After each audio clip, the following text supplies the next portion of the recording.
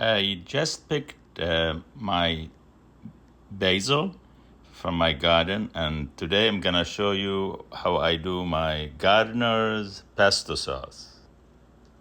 I'm gonna add a little bunch of parsley, little bit of cilantro, little bit of Lebanese mint. Of course, I'm gonna need the pine nuts roasted. Have cheese like Romano cheese and Parmesan cheese. Gonna need the garlic. Gonna need a little bit of lemon juice, olive oil, little bit of mustard, salt, and pepper. First, we add the garlic and little bit of salt, and then I pulse the garlic with the salt. Then I add the pine nuts. Then I add my other nuts. That's optional. Then I add a little bit of lemon juice, a little bit of mustard if you like, it's optional. A little bit of olive oil.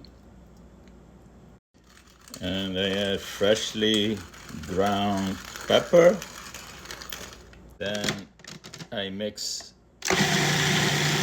everything together. So everything becomes like a paste, like that. Okay. And now I add the cheese. Now I add the basil, little at a time. And I process everything together. It's looking delicious so far. Now I'll add the extra herbs. I add the parsley. You know, the extra herb is optional, it's up to you. But for me, I'm a gardener. I have a lot of beautiful fresh stuff, so I like to mix things together. And then I process everything together. Okay, look at that beautiful stuff. Look at that. Let me try it.